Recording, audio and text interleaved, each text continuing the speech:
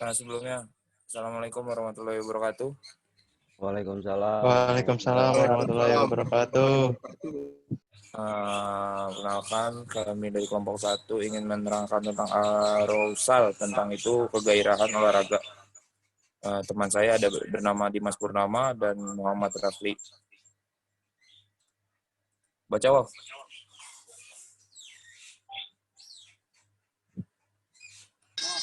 Kegedean, Sam.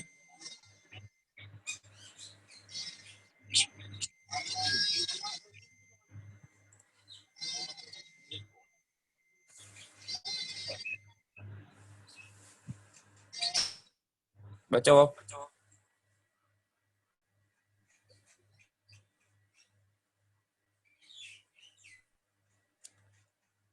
Suatu gejala yang menunjukkan adanya peningkatan aktivitas fisiologi dan psikologi orang diri.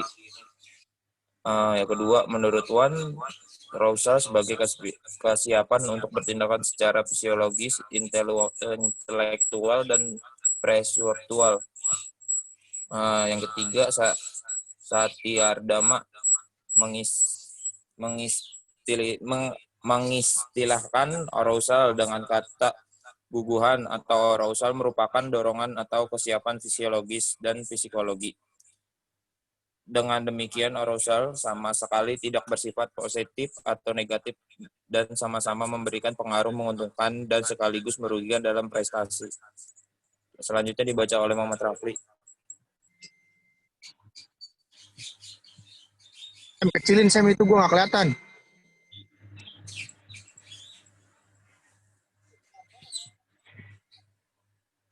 Udah. Gak kelihatan, Sam.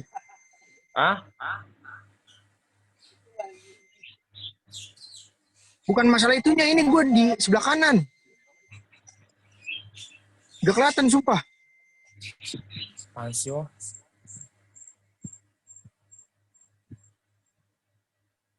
Miringin. Diapain? Miringin kami AP lu. Sama aja. Oke, dapat. Teori dasar hubungan arousal dengan penampilan olahragawan. Teori inverted U adalah teori yang meliputi berbagai teori yang menjelaskan mengapa saling berhubungan antara arousal dengan penampilan terbentuk persamaan kuadrat. Teori drive merupakan teori multidimensional mengenai penampilan dan proses belajar.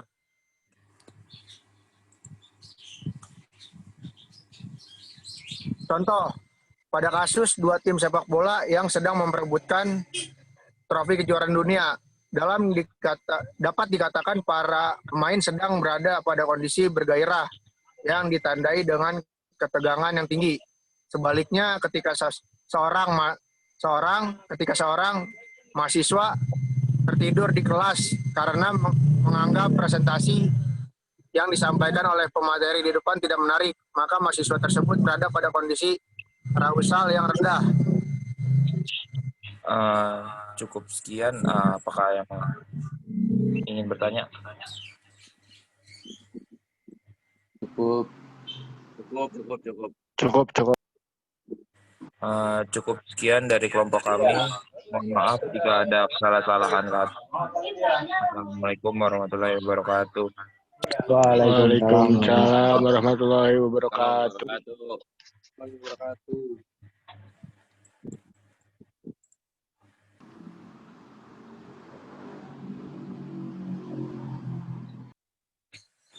Bi, sekarang lu ya.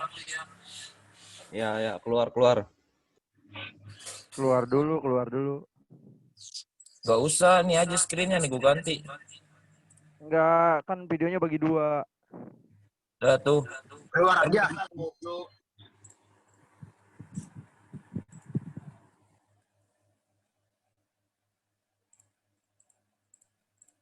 Gimana nih? Nggak bisa share screen.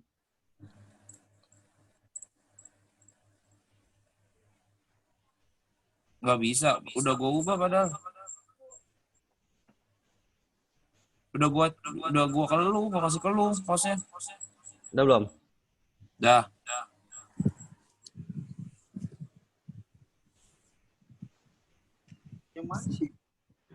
Udah. Dah. Udah. Bentar.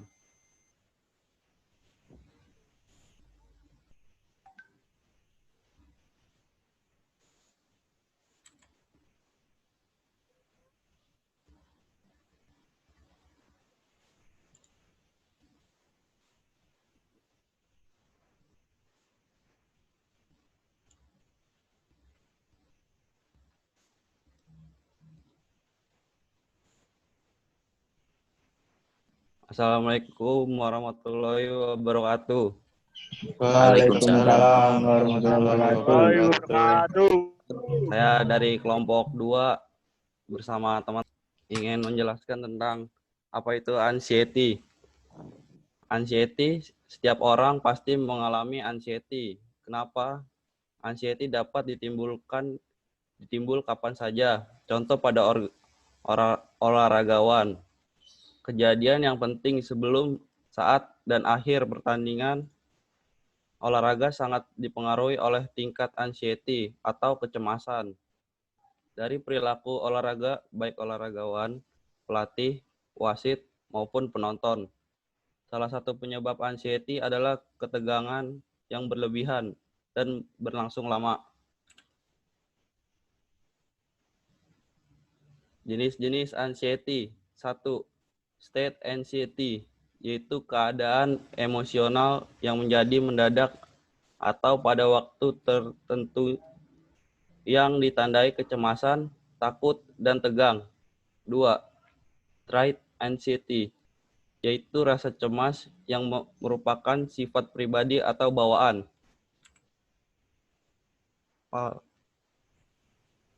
Sumber anxiety yang pertama ada sumber dari alam.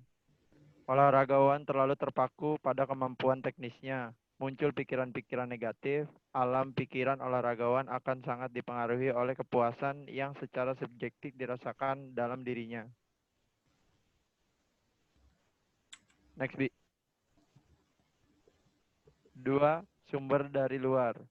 Munculnya berbagai rangsangan membingungkan dari luar yang menimbulkan keraguan pada olahragawan. Pengaruh massa, saingan yang lain yang bukan lawan tandingnya. Pelatih yang memperlihatkan sikap tidak mau memahami bahwa telah berupaya sebaik-baiknya.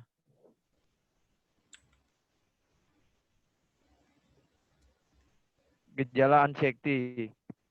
Gejala kognitif anxiety meliputi yang pertama ada cenderung terus-menerus merasa kekhawatiran keadaan yang buruk menimpa dirinya atau orang lain yang dikenalnya dengan baik. Yang kedua biasanya cenderung tidak sabar. Yang ketiga mudah tersinggung. 4. Sering mengeluh. 5. Sulit berkontraksi. 6. Sering terkejut. Dan yang terakhir mudah terganggu tidurnya atau mengalami kesulitan tidur.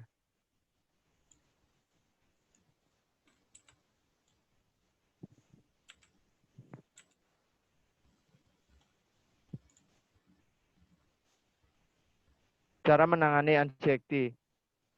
Yang pertama, menggunakan obatan tergolong anxiety drugs bagi olahragawan yang memiliki trait anxiety.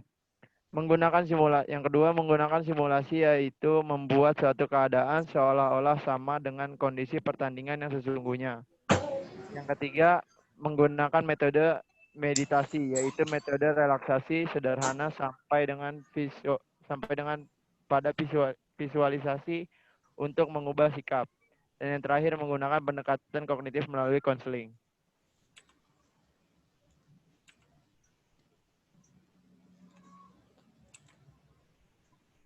Sini ada pertanyaan. Udah cukup. Cukup. Ya, saya rasa cukup. Terima kasih. Gua ngebaca, Bi. Terima kasih telah menyimak presentasi kelompok 2. Kita akhiri. Wassalamualaikum warahmatullahi wabarakatuh. Waalaikumsalam. Warahmatullahi wabarakatuh. Wabarakatuh. Arapat gak, Pak? Albi. Oi. Lu baca dong. Ah? Lu nge-record gak? Lu harus keluar dulu, Sam, biar ada videonya. Enggak, maksudnya lu nge-record juga nggak? Apa enggak? Enggak, harusnya itu tadi bagi 2, Sam. Kelompok lu dulu. Oi. Keluar. SS lah biar gue baru masuk SS lah. Harusnya kasih ke gue, Bi. Belum, Gue SD. Maaf Sam, baru nyampe rumah. Gak usah deh, Suara jangan mau, apaan jangan mau. tuh? Jangan mau. Mic bocor. Lu kok kayak gitu sih Sam? Gua sholatin mau lu. Lu gue salatin mau lu. Maafin. Masih recording ya. Yang enggak. Masih, Cok.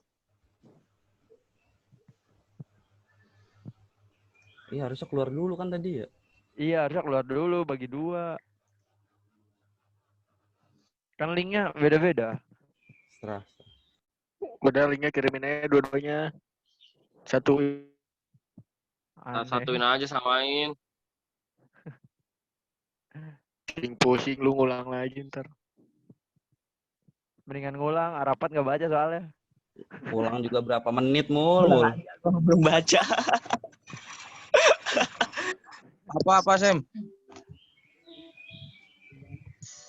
Tadi Dimpur baca nggak?